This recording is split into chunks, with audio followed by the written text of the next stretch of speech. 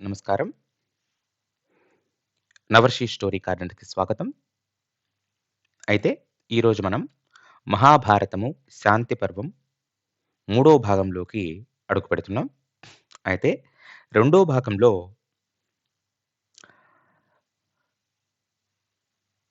ధర్మరాజు అనగా యుధిష్ఠిరుడు భీష్ముడిని ఇలా ప్రశ్నించడంతో మనం రెండో భాగాన్ని ముగించాం. ఆ ప్రశ్న ఏంటంటే, పితామహ, రాజు నరదేవుడుగా ఎందుకు పిలువబడును అనే ప్రశ్న సంధించడంతో మనం మహాభారతం శాంతి పర్వం రెండో భాగాన్ని ముగించాం. అయితే ఆ ప్రశ్నకి మూడో భాగంలో భీష్ముడు ఎలా సమాధానం చెప్పాడో తెలుసుకుందాం. అప్పుడు భీష్ముడు ఇలా పలికాడు. కోసల దేశరాజైన వసుమనుడు మరియు బృహస్పతికి నడుమ జరిగిన సంభాషణను వివరించెదను. బృహస్పతికి ప్రదక్షిణలను చేసి ప్రణామాలను సమర్పించిన పిమ్మట వసుమనుడు ఈ విధముగా ప్రశ్నించాడు. ఓ దేవగురు, ఏ మార్గము ద్వారా మానవ సమాజము సుఖ సంతోషాలతో విలసిల్లగలదు? అందుకు బృహస్పతి ఇట్లనెను. ఓ వసుమన, అన్ని రకాల విధుల నిర్వహణకు మూల కారణము రాజు. నిజమునకు రాజు పట్ల భయము చేతనే జనులు ఒకరినొకరు దోచుకున్నట్టుకు వెనుకాడుదురు. జంతు సమాజములో వివిధ జీవులు తమ ఇచ్ఛాస్వభావం చేతని ఇతర జీవులను చంపి భుజించును. అవి తమ అధిక బలంపై ఆధారపడినట్లుగానే ఆహారము మరియు కామతృప్తి కొరకు ఒకరితోనొకరు పోట్లాడుదురు. అదే విధముగా రాజు చేత నియంత్రించబడని మానవ సమాజములో బలవంతులు తమ ఇచ్ఛానుసారం అధికారం చెలాయించెదరు. బలహీనుల నుండి బలవంతులు తమ ఇచ్ఛానుసారము అధికారం చెలాయించెదరు. బలహీనుల నుండి వారు తమ ఇష్టానుసారము దేనినైనో బలవంతముగా దోచుకొందురు. ఎదురు తిరిగితే చంపుదురు. దానితో సంపదలు లేక స్త్రీలు స్థిరముగా ఒకరి వద్ద ఉండలేవు. దానితో సంపదలు లేక స్త్రీలు స్థిరముగా ఒకరి వద్దనే ఉండలేవు. జంతువులు తమ ఇంద్రియ సుఖభోగాలను మంచి చెడు విచక్షణ లేకుండా భోగించినట్లుగా దుష్టులు కూడా అట్లు నడుచుకుంటూ మంచివారిని నాశనము చేసెదరు. రాజు యొక్క బలమైన హస్త సంరక్షణ లోపించినచో జంతువులకు వలె జీవితం క్రూరత్వముతో మరియు భయముతో నిండిపోవును. ఈ విషయాలనన్నింటినీ పరిగణిస్తూ అత్యున్నత గౌరవము మరియు మర్యాదలను తమ రాజుకు ఇవ్వకుండా ఎవరూ ఉండలేరు. కేవలం అతని కారణముగానే జనులు సుఖ సంతోషాలతో జీవింపగలరు. అతని అనుపస్థితిలో మంచికి ఆటంకము ఏర్పడును. రాజు తనను తాను జయించుకోవలను. అదే అతని ప్రధాన విధి. అట్లు చేయకున్నచో అతడు ఇతరులను జయించు అవకాశం ఉండదు. రాజు ప్రజలను సంరక్షించుటకు వినియోగించు ఖర్చును భరించుటకు వారి ఆదాయం నుండి 6వ వంతు లాభమును పన్నుల రూపంలో స్వీకరింపవచ్చును. దండనీతి శాస్త్ర ప్రకారం రాజు పరిపాలించినచో సత్యయుగం సహజముగానే ప్రకటమగును. రాజు యొక్క ప్రభావము చేత జనులు సహజముగానే ధర్మం వైపునకు మరలుటలో వారి మనస్సులు ప్రసన్నములగును. రోగాలు నశించి మానవుని ఆయుష్షు వృద్ధి చెందును. భూమి విత్తకుండగానే దున్నకుండగానే పంటలు పండును. వనమూలికలు మరియు ఓషధి మొక్కలు విస్తారముగా పూర్తి శక్తిని కలిగి ఉండును. 6 ఋతువులు ఇంద్రియాలకు సుఖమును కలిగించును. అందరూ తమ కోరికలను సులభముగా నెరవేర్చుకోగలుగుట చేత ఎవరునూ లోభత్వమును కలిగి ఉండరు. రాజు దండనీతి శాస్త్రపు 4వ అంశమును విడిచి 3 అంశాలతో నడుచునప్పుడు త్రేతాయుగం ఆరంభమగును. అతడు ఆ శాస్త్రపు సగభాగం అనుసరించినచో ద్వాపర యుగం ఏర్పడను. కాని రాజు దండనీతి శాస్త్రాన్ని పూర్తిగా విడిచి ప్రజలను పాప మార్గములో అణుచుట ద్వారా కలియుగమునకు నాంది పలుకును. రాజు తన కార్యనిర్వహణకు ఎన్నడూను లోభి, మూర్ఖుడు, నైపుణ్యం లోపించినవాడు, కామి, ఈర్ష్యాలుడు వంటి వారిని వినియోగింపరాదు. అట్టి వ్యక్తులు రాజకార్యాలను నిర్వర్తించుటకు రాజు ద్వారా నియుక్తులైనచో వారు ప్రజలను తమ దురాలోచనలతో అణిచివేయుదురు. ఉత్తమ వ్యక్తులు ధర్మములో నెలకొని ఎల్లప్పుడూ జాగరూకతతో వెలుగుతూ కామక్రోధాలను నిగ్రహించువాడు, ఉదార స్వభావం కలిగిన వారు రాజును అంకిత భావముతో సేవించుకుందరు. ఈ సందర్భంలో రాజు ఒక తోటమాలిని అనుకరించవలనే కాని బొగ్గును ఉత్పత్తి చేసే కార్మికుని కాదు. ఎందుకనగా తోటమాలి తమ మొక్కలను మిక్కిలి జాగ్రత్తతో నీటిని అందిస్తూ వాటి నుండి కేవలం ఫలపుష్పాదులను మాత్రమే కోసుకొనును. మరోవైపు బొగ్గును ఉత్పత్తి చేసేవాడు వృక్షమంతటిని వేళ్లతో సహా పెకలించి తన ఉద్దేశమును నెరవేర్చుకున్నట్టుకు దానిని కాల్చివేయును. ఒక పుణ్యాత్ముడు పాపాత్మునితో సహవాసం చేసినచో ఆ పుణ్యాత్ముడు కూడా అతని పాపములో భాగమును గ్రహింపవలసి వచ్చును. ఎండుకట్టెలతో ఉన్నట్టి తడిసిన కట్టె కూడా ఎండుకట్టెలతో ఉన్నట్టి తడిసిన కట్టె కూడా అగ్నిచేత కాలిపోవును. ప్రస్తుత కాలంలో భూమి పుణ్యాత్ములను మరియు పాపాత్ములను సమానముగా భరించుటను మనము చూడవచ్చును. అంతేకాకుండా ఎండ వారికి వెచ్చదనమును, నీరు భేదం ఎండ వారికి వెచ్చదనమును, నీరు భేదము లేకుండా దాహము తీర్చునట్లు వాయువు వారిపై సమానముగా వీచుటను చూడవచ్చును. కానీ వారు సాధించు సద్గతులు మాత్రం ఒకటి కావు. పుణ్యాత్ముడు స్వర్గమును చేరుకుని అక్కడ శోకము మరియు రోగము లేకుండా జీవించును. కానీ పాపాత్మును నరకమును చేరుకుని పూర్తి అంధకారము, బాధ మరియు విచారముతో జీవించెదరు. ఒక రాజు తన పట్టాభిషేకముకు ముందుగానే తన ఆస్థాన బ్రాహ్మణుని నియమించుకోవలను. రాజ్య సంరక్షణ మరియు అభివృద్ధులు రాజుపై ఆధారపడి ఉండగా రాజు యొక్క యోగక్షేమాలు అతని పురోహితునిపై ఆధారపడి ఉండును. ఆ విధముగా బ్రాహ్మణ వర్గం చివరికి సమాజమంతటికి ఆధారమగును. ఒకరు బ్రాహ్మణ వర్గములో జన్మించినను తన విద్యుక్త ధర్మాలను వీడి నీచ కార్యాలలో నెలకొనినచో అతడు నిజమైన బ్రాహ్మణుడు పొందు గౌరవమునకు అర్హుడు కాబోడు. భీష్ముడు ఇంకను ఇట్లు కొనసాగించెను. ఓ యుధిష్ఠిరా, రాజు కేవలం తన ప్రజల సంరక్షణలో నెలకొని వైదిక అధ్యయనము, దానము, దేవతారాధన, యజ్ఞాల నిర్వహణ ద్వారా జనుడు ఆర్జించు పుణ్యములో 4వ వంతు భాగమును అతను పొందురు. మరోవైపు రాజు తన ప్రజల పూర్తి సంరక్షణ బాధ్యతను నిర్లక్ష్యపరచనిచో జనుడు తమ పాపకార్యాల చేత బాధపడుతున్నతో వారి పాప ఫలితాలకు సంబంధించిన 4వ వంతు భాగమును స్వీకరింపవలసి వచ్చును. ఉదాహరణకు ఒక దొంగ ప్రజల సంపదను కొల్లగొట్టినప్పుడు దానిని రాజు తిరిగి సాధింపకున్నచో అప్పుడు రాజు దొంగ యొక్క దొంగతనమునకు గల ఫలితములో 4వ వంతు భాగమును స్వీకరింపవలసి ఉండును. కానీ రాజు ఆ సంపదను పోగొట్టుకున్న వ్యక్తికి దానిని సమానమైన దానిని ఇచ్చినచో అతడు ఆ దొంగకు పాప ఫలితమును అనుభవించనవసరము ఉండదు. బ్రాహ్మణుడు పరిస్థితుల ప్రభావముతో కటిక పేదరికము కారణము చేత దొంగగా మారినచో రాజు అతనికి కావలసిన ధనమును సమకూర్చవలను. అట్టి పోషణకు ఏర్పాటు చేసిన పిమ్మట కూడా ఆ బ్రాహ్మణుడు తన దొంగతనాలను కొనసాగించినచో అతడి కుటుంబంతో సహా రాజ్యము నుండి బహిష్కరించవలను. 4 రకాల ఆశ్రిత స్నేహితులు అనగా తన రక్త సంబంధీకులకు, ఒకే రకమైన ఆశయాలు కలిగిన వారికి, తన పట్ల అంకిత భావం కలిగిన వారికి, సత్ప్రవర్తన మరియు కానుకలను సమర్పించు వారికి రాజు తన సహాయమును అందింపవలను. అంతేకాకుండా 5వ రకం వారు కూడా కలరు. సహజముగానే వారు ధర్మకార్యాలలో నెలకొన్నట్టి ధర్మాత్ములు. అట్టి ధర్మాత్ములను ధర్మ సంబంధ కార్యాలలోనే వినియోగింపవలను. ఎందుకనగా రాజు కొన్నిసార్లు బలవంతముగా వారిని అధర్మ కార్యాలలో వినియోగింపదలచినచో వారు అట్టి కార్యాలను ఎన్నడను సహకరింపరు. రక్త సంబంధం కలిగిన ఒక కుటుంబీకుడు మరొక కుటుంబీకుని అభ్యుదయమును చూడలేనందున పై 4 రకాల వ్యక్తులకే కాకుండా రాజు వారికి కూడా కానుకలను అందిస్తూ మేలు కలిగిస్తుండవలను. వారికి కీడు తలపెట్టరాదు. వారిని విశ్వసించున్నట్లుగా వ్యవహరించవలను. అట్లే అభ్యుదయ భావాలు మరియు తనకు కానుకలను అందించు వారి విషయములో రాజు ఎల్లప్పుడూ అనుమానమును కలిగి ఉండవలను. మానవుని మనస్సు పరిస్థితుల ప్రభావం చేత మారుతుండును. ఏ సమయంలోనైనా స్నేహితుడు శత్రువు కావచ్చును, లేక శత్రువు మిత్రునిగా మారవచ్చును. అందుచేత ఎవరిని కూడా పూర్తిగా విశ్వసించరాదు. అదే సమయంలో అతిగా అనుమానించరాదు. అట్లు ప్రతి ఒక్క స్నేహితుడిని విశ్వాసము మరియు అనుమానముతో పరిశీలించవలను. రాజు తన స్నేహితుల పట్ల జాగరూకతతో ఉండవలను. ముఖ్యమైన కార్యాలను ప్రత్యక్షముగా తన ఎదుటనే చేయించుకోవలను. రాజు కీర్తికి ఆనందించువాడు మరియు అపజయములో నిజమైన బాధను అనుభవించువాడినే నిజమైన స్నేహితునిగా గుర్తించవలను. రాజు హాని కలిగినప్పుడు ఆందోళన చెందు వ్యక్తిని పూర్తిగా విశ్వసించవచ్చును. రాజు ఒక కార్యమునకు ఒక వ్యక్తిని నియమించుకోవలను. లేనిచో ఒకే కార్యంపై నియుక్తులయ్యే అనేకులలో భిన్నాభిప్రాయాలు ఏర్పడుతుండును. స్నేహితులలో చూడవలసిన అర్హతలేమనగా వివేకము, జ్ఞానము, అహింస, క్రోధము లేకుండుట, మానావమానాలను సమానముగా సహించువాడు, వ్యాపార కుశలతను కలిగి ఉండు వారిని రాజు తన మంత్రులుగా నియమించుకోవలను. బంధువులను మృత్యువుగా భావించి ఎల్లప్పుడూ భయపడుతుండవలను. ఎందుకనగా వారు తమ బంధువు యొక్క అభివృద్ధిని చూచి భరింపలేరు. మరోవైపు అదే బంధువులు తమ బంధువుకు జరిగిన అన్యాయమును తమకు జరిగిన అన్యాయముగా భావిస్తుందరు. ఇతరులు అణచివేస్తున్నప్పుడు రాజుకు తన రక్త సంబంధీకులే సహాయము చేస్తుందరు. అందుచేత బంధువులను జాగ్రత్తగా గౌరవ మర్యాదలతో సత్కరించవలను. అదే సమయంలో వారితో సావధానుడై వ్యవహరిస్తుండవలను. భీష్ముడు యుధిష్ఠిరుడికి ప్రముఖ వ్యక్తుల నడుమ జరిగిన అనేక సంభాషణలను ఉదాహరణలుగా అందిస్తూ ఆదేశించసాగెను.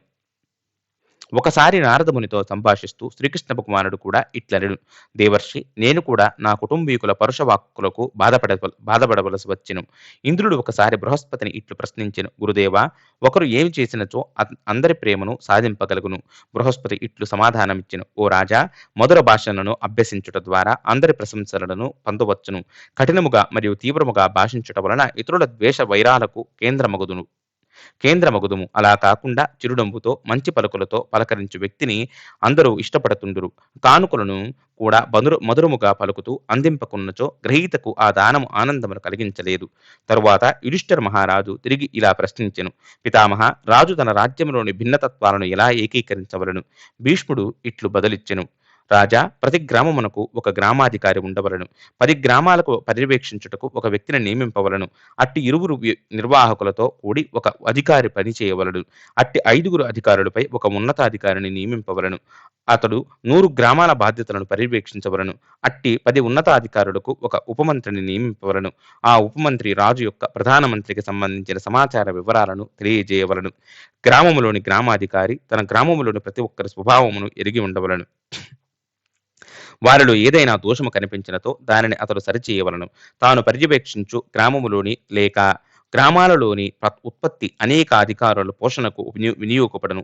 రాజు కూడా తనను మరియు తన యంత్రాంగమును పోషించుటకు తన రాజ్యంలోని వనరులను మరియు ప్రజలను గోవు పాలను పితికే వాటికి వలె ఉపయోగించవలను. లేగదూడను తగినంతగా పాలు త్రాగనిచ్చినచో అది పెరిగి అధిక బరువును మోయగలిగేలా బలిష్టమగును. కానీ పాలవాడు తానే పాలను ఎక్కువగా పిండుకుని దూడ కొరకు కావలసినంతగా పాలను మిగల్చకపోయినచో ఆ దూడ బక్కచిక్కి బలహీనమై తన యజమానికి ఎట్టి ప్రయోజనమును చేకూర్చుటకు సమర్థతను కలిగి ఉండదు. అదే విధముగా రాజు తన రాజ్యములోని వనరులను అధికముగా పిండుకుని శుష్కింపజేసినచో ప్రజలు ఎక్కువగా అభివృద్ధి సాధించుట సాధ్యపడదు. అందుచేత రాజు వైశ్యుల పట్ల ఎల్లప్పుడూ ఉదారముగా మరియు దయతో ఉండవలను. ఎందుకనగా వారు రాజ్యంలోని వ్యాపారము, వ్యవసాయము మరియు గోసంపద బాధ్యతలను నిర్వర్తించెదరు. రాజు తన సంపదను వృద్ధి చేసుకోదలచినచో ఎద్దు యొక్క బరువులను క్రమముగా పెంచినట్లుగానే ప్రజలపై పన్నులను క్రమముగా పెంచవలను. ఈ విధముగా ప్రజల నుండి కొద్దిగా పన్నులను వసూలు చేయటం ద్వారా రాజకౌశాగారము వృద్ధి చెందును. రాజుగా ఎంతటి శక్తి సామర్థ్యములు కలిగి ఉన్నప్పటికీ అతని అధికారాలను నియంత్రణలో ఉంచుకున్నటే అతని నిజమైన బలము.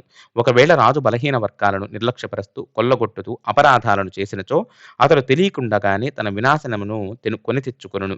శిక్షకు గురి అయిన మంత్రిని రాజు పూర్తిగా శిక్షింపవలడు. ఎందుకనగా ప్రతీకార ప్రవృత్తి హృదయములో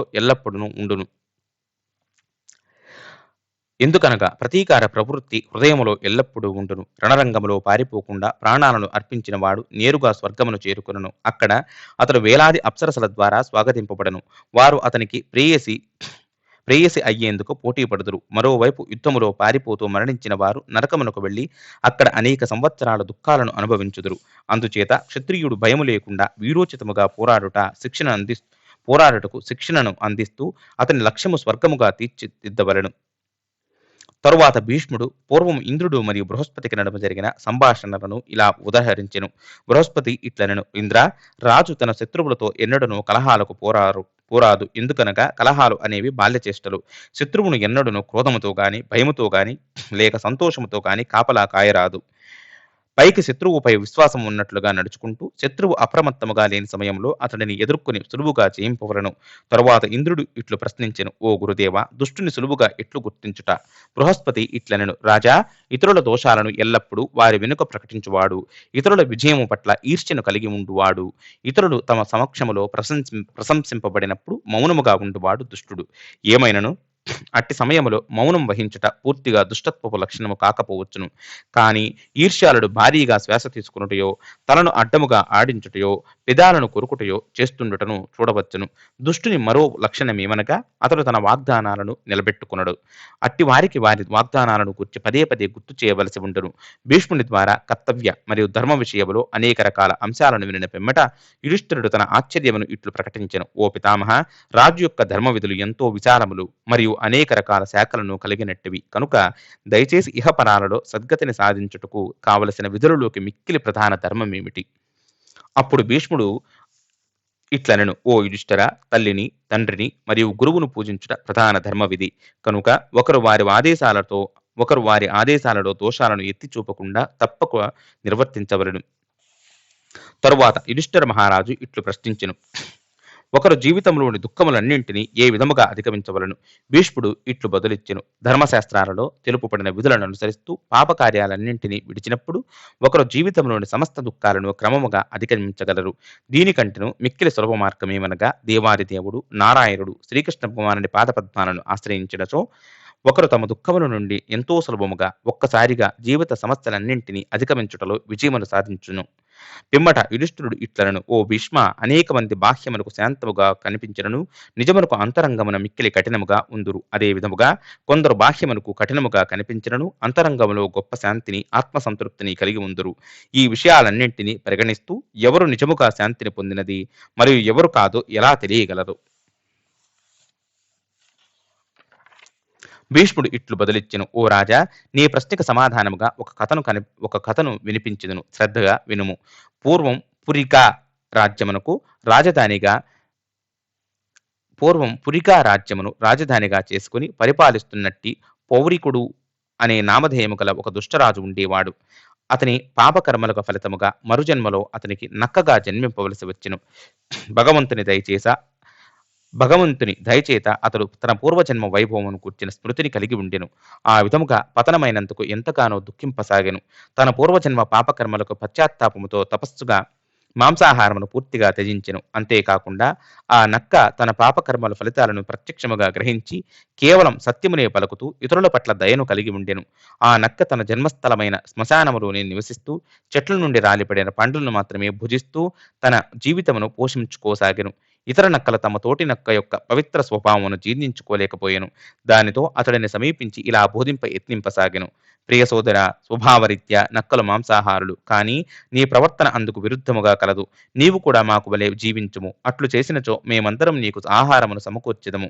ఆ నక్క మృదువుగా ఇట్లు యుక్తితో పలికిన, ఓ సోదరులారా, నేను నీచ జన్మలో జన్మించినను నేను దానికి తగినట్లుగా నీచముగా జీవింపదలుచుటలేదు. అలా కాకుండా పవిత్రముగా జీవించి నా కీర్తిని విస్తరింపజేసుకోదలచితిని. నిజమునకు మనము ఏ జాతిలో జన్మించితిమి లేక ఏ కులవృత్తిని చేస్తుంటిమో అది మన నిజమైన గుణమును కొప్పలేదు. మన ఆలోచన విధానమును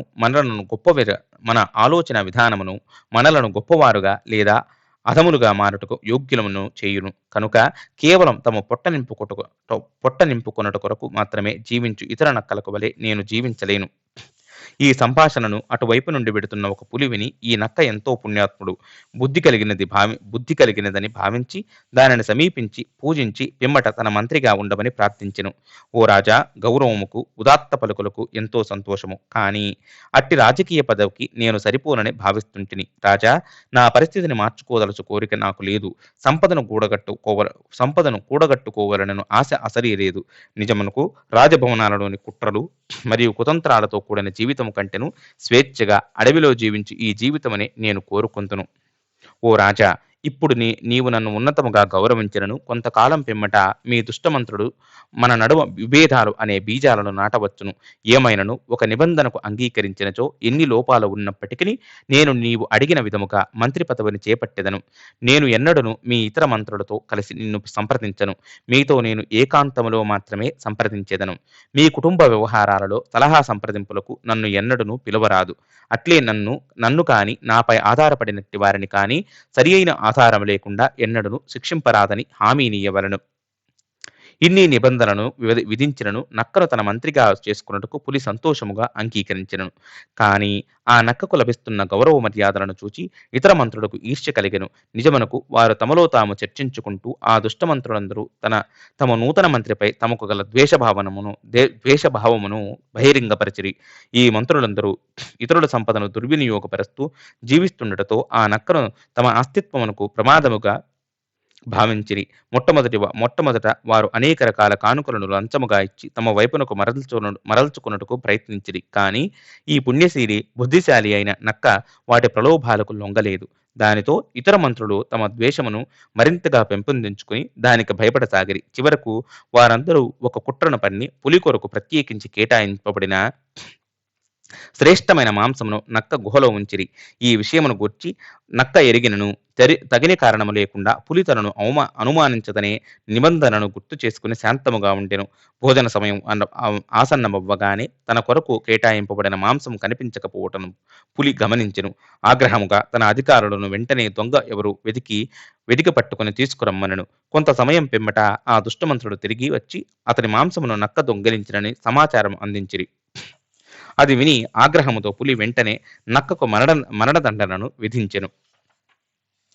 ఆ ఆదేశము దుష్టమంత్రులకు ఎంతగానో ఆనందమును కలిగించెను. దానితో పులిని మరింత అధికముగా ప్రేరేపిస్తూ ఇలా పలుకసాగిరి: ఓ రాజా, ఈ నక్క కేవలం హితవచనాలను మాత్రమే పలుకుతుండును. కాని దాని వైఖరి మిక్కిలి పాపపూరితము. అందుచేత దాని శాకాహార నటన మరియు ఇతర తపముల తన లోభపూరితమైన దుష్టక లక్ష్యాలను సాధించుకున్నట్టుకు చేస్తున్నట్టు ప్రదర్శన.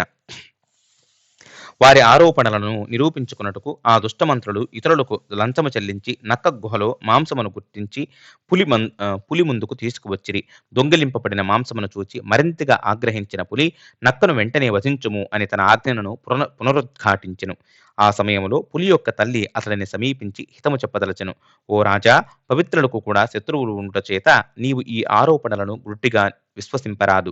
సోమరుడు కష్టజీవులను, అందవిహీనులు అందమైన వారిని, అజ్ఞానుడు జ్ఞానులను, పేదలు ధనవంతులను ద్వేషించున్నట్లుగానే దుష్టులు మంచివారిని చూచి సహజముగానే ఈర్ష్య చెందుదురు. నక్కకు మాంసమును సమర్పించినను అతడు దానిని ఎన్నడను స్వీకరింపడనే సత్యమును నేను ఎరుగుదును. పుత్ర, మంచివారు దుష్టులకు వలె అగుపించుట మరియు కఠినాత్ములు సాధువులకు వలె వర్తించుట కొన్నిసార్లు మన అనుభవములో చూడవచ్చును. అందుచేత ఈ కారణము చేతనే జాగ్రత్తగా సత్యమును పరిశీలించవలను. కేవలం కనిపించిన దంతయు సత్యము కానేరదు. ఒకరు తగిన విధముగా పరిశోధించి నిర్ణయము తీసుకునచో తప్పుడు తీర్పుకు విచారింపనవసరము ఉండదు. నిజమునకు నక్క నీ శ్రేయోభిలాషి అయినందున అతడిని దోషిగా తీర్మానించుట తగదు. ఈ పలుకులను వినిన పిమ్మట గుంపులో నుండి నక్క యొక్క సేవకుడు ఒకడు బయటకు వచ్చి దుష్టమంత్రుడు పన్నిన కుట్ర సమస్తమును వివరించెను. చివరకు నక్క యొక్క నిర్దోషత్వమును స్థాపింపబడిన వెంటనే పులి నక్కను తీసుకురావలసినదిగా ఆజ్ఞాపించెను. తరువాత పులి నక్కను తగిన విధముగా సత్కరించి పదే పదే అతడిని ఆలింగనం చేసుకునెను. దౌత్యనీతికి సంబంధించిన జ్ఞానము కలిగిన నక్క హృదయం తీవ్ర వేదనకు గురయ్యెను. పులికి నమస్కరించిన పిమ్మట నక్క ఇట్లు పలికెను: ఓ రాజా, నా బాధను తొలగించుకున్నట్టుకు దయచేసి నన్ను ప్రాయవ్రతమును అనగా శరీరమును త్యజించునంత వరకు ఉపవసించుటకు ఆచరించుటకు అనుమతించగలరు. ఆశ్చర్యమునకు లోనైన పులి నక్కను తన నిర్ణయమును మార్చుకోవలసినదిగా ప్రయత్నించెను. అస్త్రపూరిత నేత్రాలతో గద్గద స్వరముతో నక్క ఈ విధముగా వివరించెను: ఓ రాజా, ముందు నీవు నన్ను ఎంతగానో సత్కరించితివి. కానీ ఇప్పుడు నన్ను సత్యమును ఎరుగక అవమానించితివి. ఇట్టి ప్రవర్తన శత్రుత్వమును సృష్టించును. నేను నీ రాజ్యములో ఉండదగను. రాజు సేవకుడిని తన పదవి నుండి తొలగింపదలచినప్పుడు, సేవకుడు అసంతృప్తితో నిండినప్పుడు, పూర్వముకు వలె గౌరవమును పొందనప్పుడు, యజమాని ద్వారా మోసగింపబడినప్పుడు, తన సంపద బలవంతముగా జప్తి చేయబడినప్పుడు, తన గొప్పదనమును ప్రదర్శించు వసతి సౌకర్యాలు తొలగింపబడినట్టి వ్యక్తుల కోపముతో యజమాని తన పట్ల చేసిన అన్యాయమును మనసులో పెట్టుకుని తన యజమానికి ఏదైనా అపాయం ఏర్పడు రోజు వరకు ఎదురుచూచుదురు. నిజమునకు అట్టి అసంతృప్తి చెందిన సేవకులు ఎక్కువగా శత్రువుల చేతులలో సాధన వస్తువులగుదురు. అందుచేత నీవు నన్ను సందేహించినందున నన్ను నీవు విశ్వసించరాదు. ఓ రాజా, నేను నీ దగ్గర కొలువులో ఉన్నచో నీవు నన్ను అన్ని సమయాల్లోనూ సందేహ దృష్టితో చూచెదరు. ఇది నాకు నిరంతర దుఃఖమును కలిగించును మరియు నీ శత్రువులకు అది ఒక అవకాశముగా మారును. అంతేకాకుండా నీ ప్రజలు నిన్ను చూచి అనవసర భయాలకు లోనగుదురు. ఓ రాజా, ఈ దృష్టాంతమును పరిశీలించి తెలుసుకోవలసినదేమనగా, సేవకుడు మొదట సత్కరింపబడి తరువాత అవమానించబడినచో అది అనేక ప్రమాదకర పరిస్థితులకు దారితీయును. నిజమునకు ఒకసారి ఇరువురు వ్యక్తుల నడుమ విశ్వాసము చెదిరిపోయినచో వారిని కలుపుట ఎంతో కష్టము. ఇరువురు సన్నిహితులను విడదీయుట ఎంత కష్టమో, మనస్పర్ధలు కలిగిన వారిని కలుపుట కూడా అంతే కష్టము. స్నేహము చెదిరిన పిమ్మట ఇరువురు స్నేహితులు తిరిగి కలిసినను వారి ప్రేమానురాగాలు పూర్వముకు వలె ఎన్నడూను ఉండబోవు. పులికి ఆ విధముగా ఉపదేశించి నక్క అడవిలోకి వెళ్ళిపోయెను. నక్క ప్రాయవ్రతముతో తన శరీరమును త్యజించి స్వర్గమునకు చేరుకునెను. తరువాత యుధిష్ఠిర మహారాజు ఇట్లు ప్రశ్నించెను: ఓ భీష్మ, సంతోషముగా ఉండుటకు రాజు ఎలా నడుచుకోవలను?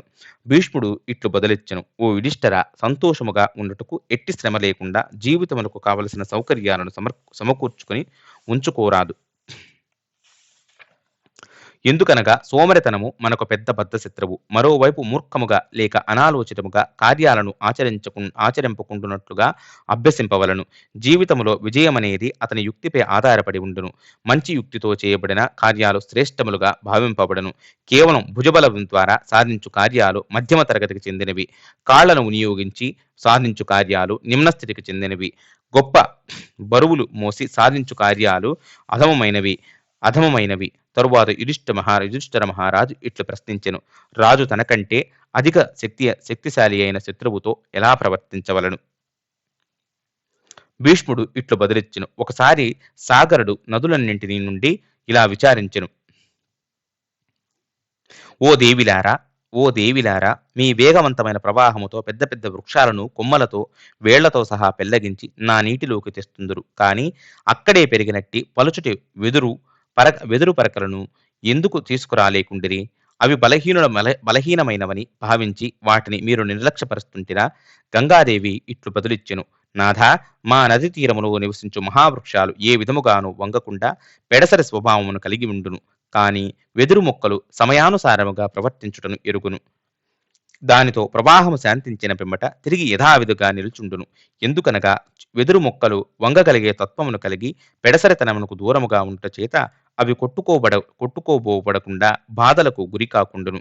కనుక ఓ యుధిష్ఠిరా, తన విరోధి తనకంటేను అధిక శక్తివంతుడని గమనించినప్పుడు రాజు తన వినాశమును తప్పించుకున్నట్టుకు వెదురు యొక్క స్వభావమును అలవరుచుకోవలను. తరువాత యుధిష్ఠిరుడు ఇట్లు ప్రశ్నించెను. ఓ పితామహ, నిండు సభలో ఎవరైనా మూర్ఖుడు మరియు గర్విష్టి నిందించినచో ఒకరు అతనితో ఎలా నడుచుకోవలను? అందుకు భీష్ముడు ఇలా బదులిచ్చెను. పౌత్ర, తనను దూషించిన వాడిపై క్రోధమును ప్రదర్శింపకపోయినచో ఆ దూషించిన వాడి పుణ్యకార్య ఫలితమును శాంతముగా ఉన్నట్టు వ్యక్తి పొందును. అంతేకాకుండా అతడు తన శాంతముతో తన పాపకర్మల ఫలితాలను దూషించువానికి బదిలీ చేయును. ఏమైనను ఒక మూర్ఖుని నింద లేక ప్రశంసలను ప్రయోజనమేముండును? తన ఎదుట ప్రశంసించి తన వెనుకాల దూషించు వ్యక్తి సునకమును కంటెను అధముడు. ఇతరులను ఎల్లప్పుడూ విమర్శించు వ్యక్తిని ఒకరు జాగ్రత్తగా విడవవలెను. అట్టి వ్యక్తితో కలహము పెట్టుకోదలచి అతని స్థితికి మనము దిగజారించో అట్టి ప్రయత్నములో మనమే నష్టపోవుదుము. తర్కములో ధర్మాత్మని వ్యూహాలు పరిమితముగా ఉండును. కాని మోసగాడు అనేక హేయమైన మార్గాలను వెదుకును. ఒకవేళ నిజాయితీపరుడు హేయమైన మార్గాలను అవలంబించినచో అవి శత్రువుకు మరింతగా అనుకూలములై నిజాయితీపరుడు తన పరిస్థితి మరింత దుస్థితికి గురైనట్లుగా గుర్తించును. అందుచేత నిజాయితీపరుడు దుష్టులతో వాదోపవాదాలకు దూరముగా ఉండవలను. ఓ రాజా, పరశురాముని ఆశ్రమములోని ఋషుల నుండి వినిన ఒక కథను నీకు నేను వినిపించెదను. దయచేసి వినుము. ఒకసారి దట్టమైన అరణ్యములో ఒక ఋషి కందమూలాలను ఫలాలను భుజిస్తూ తపమును ఆచరింపసాగెను. అతని కఠోర తపస్సు కారణముగా ఆ ఋషి హృదయము పవిత్రత నుండి జీవులపై అపార కరుణను ప్రదర్శించెను. దానితో ఆ అరణ్యములోని ప్రాణులన్నీ ఋషి యొక్క సత్ప్రవర్తనను ఎరిగి మిత్రభావనతో అతనిని సమీపిస్తుండిరి.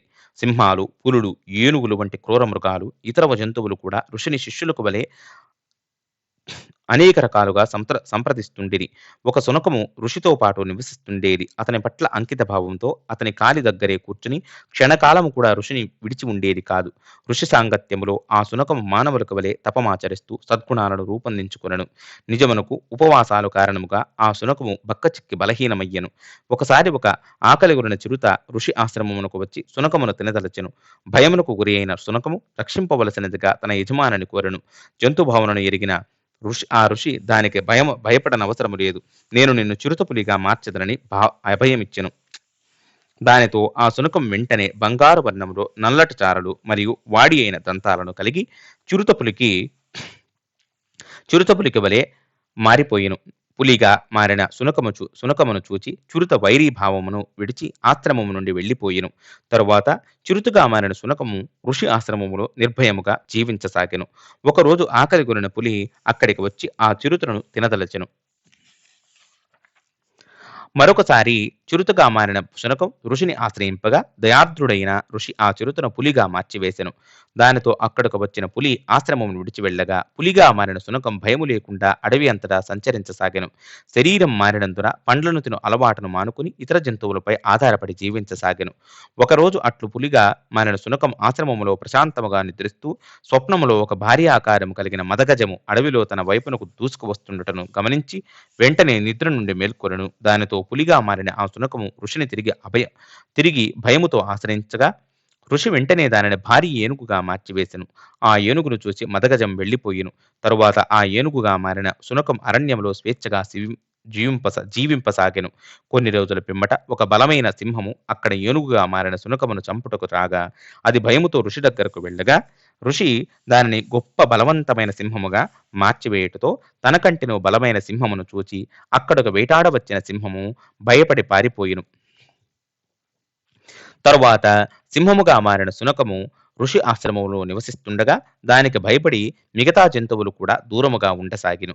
కొద్ది కాలం పిమ్మట 8 కాళ్ళు కలిగి నుదుటిపై కన్నులు కలిగిన శరభము ఒకటి ఆశ్రమమునకు వచ్చి ఋషి ఆశ్రమములోని సింహమును తినదలుచుకునెను. అడవిలోని జంతువులలోకెల్లా బలమైన ఆ శరభమును చూచి ఋషి తన సింహమును దానికంటెను బలమైన శరభముగా మార్చివేయగా, అది చూచి నిజమైన శరభము పారిపోయెను. తరువాత శరభముగా మారిన శునకము ఋషి ఆశ్రమములో నివసిస్తూ శరీరం మారినందుకు ఇతర జంతువుల మాంసమును తింటూ జీవించసాగెను. చివరకు జంతు రక్త మాంసమును తింటూ జీవిస్తున్నట్టు శరభమునకు ఋషిని భక్షింపవలను అనే కోరిక కూడా కలిగెను. దాని అట్టి దుర్బుద్ధిని తన యోగశక్తితో గ్రహించిన ఋషి ఆ శరభముగా మారిన శునకమును సంబోధిస్తూ, ప్రేమచేత నేను నీ రక్షణ కొరకు ఎలా వివిధ రకాల జంతువులుగా మార్చినది నీవు మరచితివా? నీవు కృతజ్ఞత భావము లేకుండా నీ శ్రేయోభిలాషిని హతమార్చుటకు సిద్ధమైనందున నిన్ను తిరిగి శునకముగా మార్చివేసెదను అని పలికెను. శరభముగా మారిన శునకము వెంటనే తన పూర్వస్థితిని పొందెను. తన మార్పుకు శునకము ఎంతగానో దుఃఖించెను. ఋషి దానిని తీవ్రముగా మందలించి చివరకు తన ఆశ్రమం నుండి పంపివేసెను. తరువాత భీష్ముడు ఇట్లనెను, యుధిష్ఠిరా, ఈ కథ నుండి మనము నేర్చుకోవలసిన నీతి ఏమనగా, రాజు తన రాజకార్యములో యంత్రాంగాన్ని ఎంచుకొనున్నప్పుడు వారిని నిశితముగా పరిశీలించి చేర్చుకోవలను. లేనిచో రాజు ఎవరినైనా పరిశీలించుటలో విఫలమైనచో ఆ వ్యక్తి తనకు బద్ధశత్రువుగా మారే అవకాశం ఉండును. మరో మాటలలో శునకము కంటెను అధికము కాని వ్యక్తికి అతని స్థితికి మించి అధిక అధికారమును ఇవ్వరాదు. లేనిచో అతడు ఖచ్చితముగా గర్వముకు లోనై అతడు సేవకునిగా కాకుండా యజమానిగా పెత్తనము చెలాయించును. ఇంతటితో మనం మహాభారతం శాంతి పర్వం 3వ భాగాన్ని ముగిద్దాం.